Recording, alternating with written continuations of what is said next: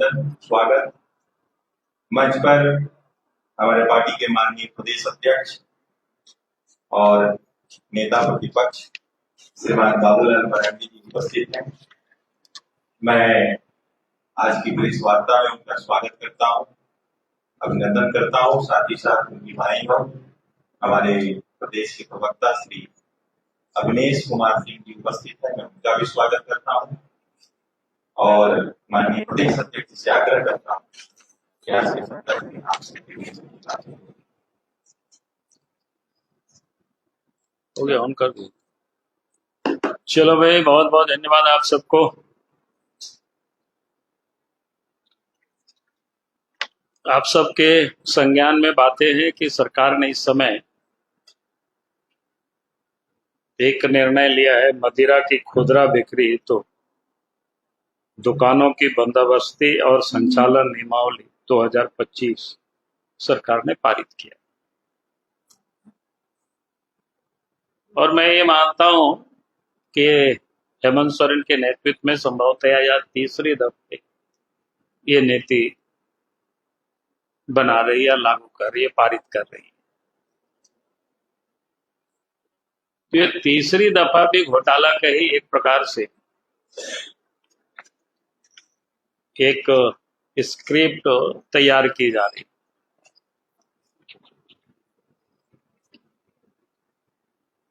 क्योंकि इसमें जिस प्रकार से उन्होंने प्रावधान किया है नीलामी का,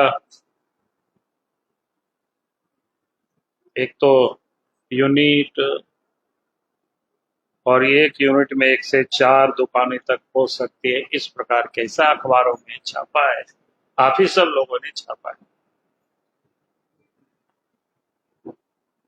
तो इस प्रकार के कोई एक व्यक्ति या एक समूह अर्थात कोई कंपनी अधिकतम 12 यूनिट तक वो ले सकते हैं। अगर इस हिसाब से आप जोड़ेंगे तो फिर कुल मिलाकर के ध्यान में आता है कि भाई कुछ लोगों को लाभ पहुंचाने के लिए, उपकृत करने के लिए ये सारे नियमावली इन्होंने पारित की।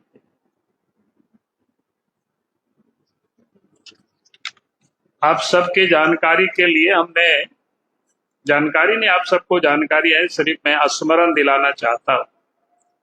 1/9/2024 को भी हमने राज्य सरकार को एक पत्र लिखा था और 1/2/2024 को जो पत्र हमने लिखा, पूरा कंटेंट में नहीं पढ़ता हूं, मैं थोड़ा नीचे की जो जिस ओर मैंने उनका ध्यान को केंद्रित किया था, वह झारखंड की सामाजिक संरचना में हजारों गरीब, दलित, आदिवासी महिलाएं जो सड़क के किनारे हड़िया दारू बेचकर अपने परिवार का पालन पोषण करती। आप भी उसी समाज से आते हैं, इसलिए आप भी आदिवासी महिलाओं की स्थिति से अवगत होंगे।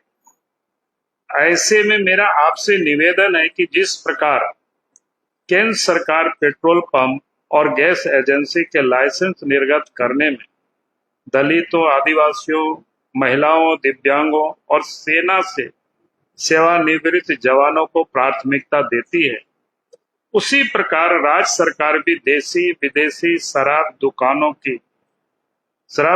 का लाइसेंस जारी करने में गरीब आदिवासी महिलाओं एवं सेना से सेवानिवृत्त जवानों को प्राथमिकता प्रदान करे। एक बात मैं और ध्यान दिलाना चाहूंगा, चूंकि शराब नीति का निर्धारण पंचायती राज विभाग और ग्राम सभा का विषय है, अतः मेरा विनम्र आग्रह है कि राज्य सरकार इन विभागों से मंतव्य प्राप्त कर ऐसी नीति का निर्माण करे जो ग्रामीण आदिवासी महिलाओं के हित में हो एवं उन्हें सम्मान पूर्वक जीविका चलाने में सहायता मिले। आपका सहयोग राज्य के विकास और सामाजिक उत्थान में अत्यंत महत्वपूर्ण रहेगा। तो मैंने 2024 के सितंबर में ही राज्य सरकार को हमने पत्र लिखा, लेकिन जो सरकार गरीबों के अपने को बड़ी हितैषी मानती है, आदिवासियों के हितैषी मानती है, लेकिन कहना कुछ और है और करती कुछ और है सरकार।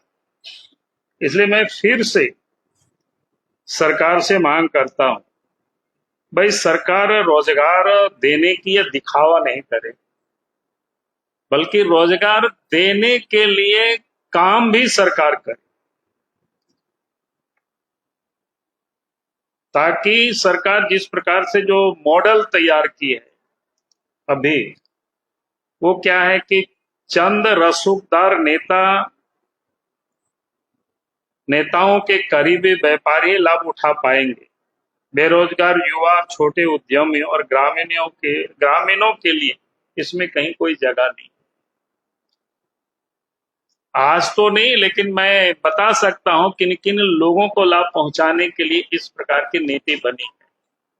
जब जरूरत पड़ेगी तो उस समय वो भी मैं बता दूंगा, लेकिन जितना मैं जानता हूं, इसलिए हम मांग करते राज्य सरकार से, ये सबसे महत्वपूर्ण है कि एक तो दुकान की वो नीलामी करे, अच्छी बात है। एक व्यक्ति एक दुकान, यही होना चाहिए। इसमें कोई कंप्रोमाइज नहीं होना चाहिए। अगर वास्तव में राज्य सरकार चाहती है यहाँ के लोगों को रोजगार मिले, तो एक व्यक्ति या परिवार के लिए एक दुकान की नीति लागू हो, ताकि शराब व्यापार में भी समान अवसर और पारदर्शिता लाई जाए। आप सबके जानकारी में भी है कि गैस वगैरह भी या पेट्रोल पंप वगैरह भी कोई एक व्यक्ति को 2-3 शायद नहीं मिलता है। तो हमारा कहना है कि भी सरकार जब कमीशन बेसिस पर ही होता है, उसमें कोई बहुत डिफरेंसेस नहीं है। इसमें से गवर्नमेंट का राजस्व, इसको कोई नुकसान नहीं होने वाला है। सिर्फ सरकार इसको ये नीति बनावे, क्योंकि राज्य के अंदर में आप सबके जानकारी में है कि खुदरा दुकान 1453 है। आगे बढ़ भी सकता है सरकार की, जैसे अखबारों में मैंने देखा है संकल्प को। तो एक व्यक्ति एक दुकान, यही नियम होना चाहिए। दूसरा, हमने कहा कि जो व्यक्ति लाइसेंस ले वही दुकान भी चलाओ। ऐसा नहीं है कि हमारे पास पैसा है, हमने 50 दुकान ले लिया और हमने सब जगह व्यापार कर रहे हैं, तो इसका कोई मतलब नहीं। सरकार को यह सुनिश्चित करना चाहिए, भाई एक लाइसेंस उन्हीं को दे जो दुकान चलाता हो या उनके परिवार के लोग चलाता हो।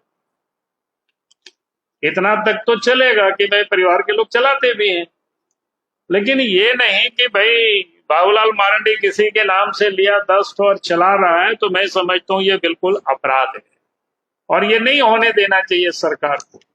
इसलिए हमने कहा कि जो लाइसेंस ले वही दुकान भी चलावे। आगे मैंने कहा कि दुकान संचालन में परिवार की प्रत्यक्ष उपस्थिति अनिवार्य हो। ये उसी से जुड़ा हुआ संबंध है। यानी आप दुकान चलाते हैं अपने नाम से और कोई और चला रहा है, यानी प्रत्यक्ष उसके परिवार के लोग चला रहे। अगर बाप के नाम से है तो बेटा बैठ सकता है, पत्नी बैठ सकता है, पत्नी के नाम से पति बैठ सकता है, बेटा बैठ सकता है, ये सब चलेगा जो जितना होता है परिवार के सदस्य के रूप में।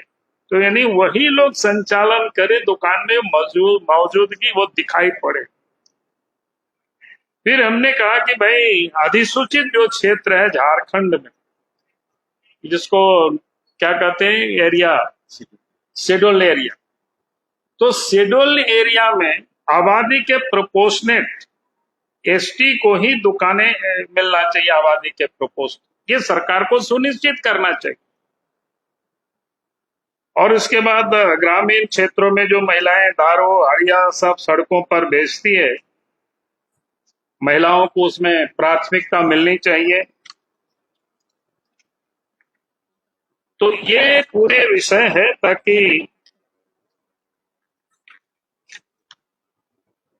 इस का उद्देश्य राजस्व के साथ साथ रोजगार भी होना चाहिए, ताकि कहीं कोई घोटाला नहीं हो सके, इसकी सरकार को देखना चाहिए। और सरकार अगर ये नहीं करेगी तो निश्चित रूप से झारखंड में इस मुद्दों को लेकर के जनता की आंदोलन का उनको सामना करनी पड़ेगी सरकार को, क्योंकि ये मामला कोई छोटी मोटी नहीं है, मामला बड़ी मामला है। और इसलिए मैंने पहले भी सरकार को पत्र लिखा था और आज मैं आप सबके माध्यम से सरकार के संज्ञान में ये सारे बातों को हमें लाना था। इसलिए मुझे लगा कि आज विषय इतना ही है हमारी ओर से। बहुत बहुत धन्यवाद। हाँ? अब जब जरूरत होगी तो बता देंगे। पहले भी हमने लिखा था, आप सबने देखा कि वही एजेंसी को काम मिला था।